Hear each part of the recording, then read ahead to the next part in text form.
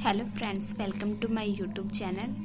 आज हम पुनर्बलन कौशल का थर्ड लेसन प्लान करेंगे सोशल स्टडीज़ का। पहले है सूक्ष्म शिक्षण पाठ्य योजना, कक्षा, विषय, उपविषय, प्रकरण, छात्र अध्यापी का नाम, दिनांक, वादन, समय जैसे कि दिया गया है। विषय हमारा सामाजिक अध्ययन है, क्लास 7वीं है, और उपविषय नागरिक शास्त्र है। प्रकरण हमारा भारत का संविधान है। नाम जो आपका है, दिनांक जो हो गए, वादन जो पीरियड है, समय स्किल का 6 मिनट का है। उसके बाद आ जाते हैं पुनर्बलन कौशल के उद्देश्य। पहला उद्देश्य है छात्रों को उत्साहवर्धन करने के कौशल का विकास करना। दूसरा उद्देश्य है छात्रों के वांछित व्यवहार को प्रोत्साहित करने के कौशल का विकास करना। तीसरा उद्देश्य है छात्रों में अवांछित व्यवहार को हतोत्साहित करने के कौशल का विकास करना। चौथा उद्देश्य है छात्रों में आत्मविश्वास वृद्धि करने के कौशल का विकास करना। पांचवा उद्देश्य है छात्र अध्यापक अंतःक्रिया में वृद्धि करने के कौशल का विकास करना।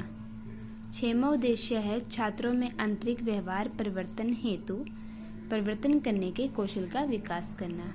सातवां उद्देश्य है छात्रों की अनुक्रिया सही या गलत होने की पुष्टि करने के कौशल का विकास करना। उसके बाद आ जाते हैं हमारे पुनर्बलन कौशल के घटक।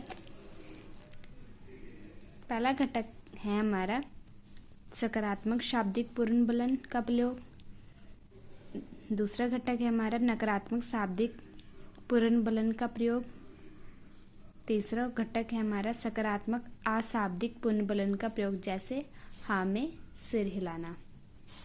नकारात्मक अशाब्दिक पुनर्बलन का प्रयोग, ना में सिर हिलाना। पांचवा है पुनर्बलन हेतु उपयुक्त शब्दों का चयन करना। छठवां है छात्रों के उत्तर को दोहराना अथवा सामपट पर लिखना।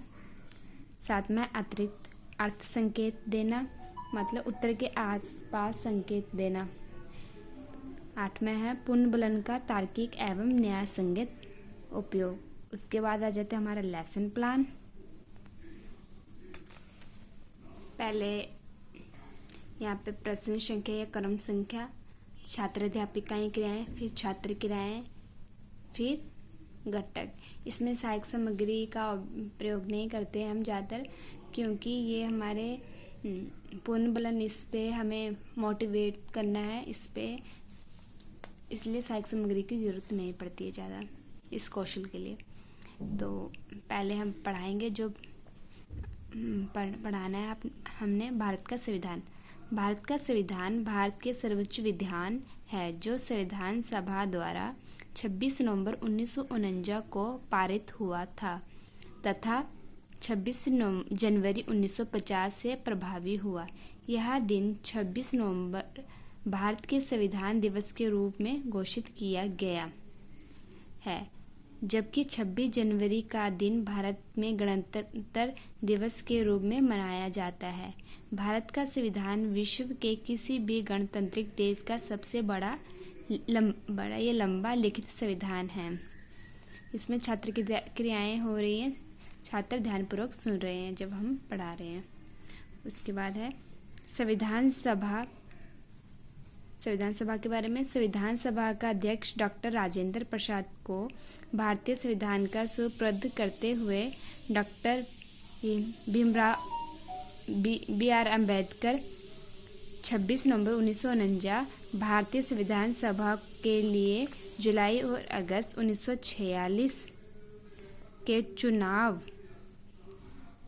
हुए थे। संविधान सभा की पहली बैठक दिसंबर 1946 को हुई थी। इसके तत्काल बाद देश दो हिस्सों भारत और पाकिस्तान में बट गया था। संविधान सभा की दो हिस्सों में बट गई, भारत की संविधान सभा और पाकिस्तान की संविधान सभा। भारतीय संविधान लिखने वाली सभा में 299 सदस्य थे, जिसके अध्यक्ष डॉक्टर राजेंद्र प्रसाद थे। संविधान सभा ने 26 नवंबर को अपना काम पूरा कर लिया था और 26 जनवरी 1950 को यह लागू हुआ। भारतीय संविधान को पूर्ण रूप से तैयार करने में 2 वर्ष 11 माह 18 दिन का समय लगा। भारतीय संविधान में वर्तमान समय में भी केवल 448 अनुच्छेद तथा 12 अनुसूचियां हैं और ये 25 भागों में विभाजित है, परंतु इसके निर्माण के समय मूल संविधान में 395 अनुच्छेद जो 22 भागों में विभाजित थे। इसमें केवल 8 अनुसूचियां थी। संविधान में सरकार के संसदीय स्वरूप की व्यवस्था की गई है, जिसकी संरचना कुछ अपवादों के अतिरिक्त संज्ञा है। केंद्रीय कार्यपालिका का संविधान प्रमुख राष्ट्रपति। भारत के संविधान की धारा 79 के अनुसार केंद्रीय संसद की परिषद में राष्ट्रपति तथा 2 सदन हैं, जिन्हें राज्य की परिषद राज्यसभा तथा लोगों का सदन लोकसभा के नाम से जाना जाता है। उसके बाद आ जाता है हमारा क्वेश्चन आंसर, जिसमें हम छात्रों से क्वेश्चन पूछेंगे और फिर उन्हें मोटिवेट करेंगे। जैसे संविधान सभा द्वारा भारतीय संविधान को कब पारित किया गया? छात्र उत्तर देंगे संविधान सभा द्वारा भारतीय संविधान को 26 नवंबर 1949 को पारित किया। हमने इशारा भी किया, हाँ मैं भी सिर हिलाया और बाद में बोला भी कि सही है। तो हमारा तीसरा और पहला घटक यूज हुआ। 6वां घटक हमारा हमने सामपट पे लिखा है कि कब पारित हुआ, जब छात्र ने उत्तर दे दिया। भारतीय संविधान को भारत में कब लागू किया गया? भारतीय संविधान को भारत में 26 जनवरी 1950 को लागू किया गया।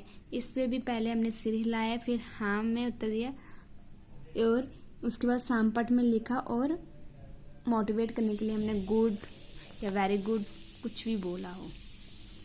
उसके बाद थर्ड क्वेश्चन आ जाता है हमारा 26 जनवरी को किस दिवस के नाम से जाना जाता है? छात्र उत्तर देंगे 26 दिवस को गणतंत्र के नाम से जाना जाता है। इसमें हमने मतलब हाँ में सिर हिलाया है और जो पहला घटक भी यूज़ कर रहा है, बोला भी है, और 5वां हमारे उन्हें मोटिवेट करने के लिए गुड भी बोला है, अच्छा है। या भारतीय संविधान कैसा संविधान है? तो इसमें भारतीय संविधान लंबा और लिखित संविधान है। छात्रों ने उत्तर दिया है, तो इस पे भी हमने शामपट पर भी लिखा है।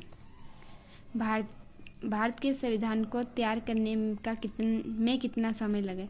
इस पे छात्र ने जो उत्तर दिया उत्तर नहीं दे पाया है, इसलिए हमने पहले ना करा है, फिर बाद में बोला भी है।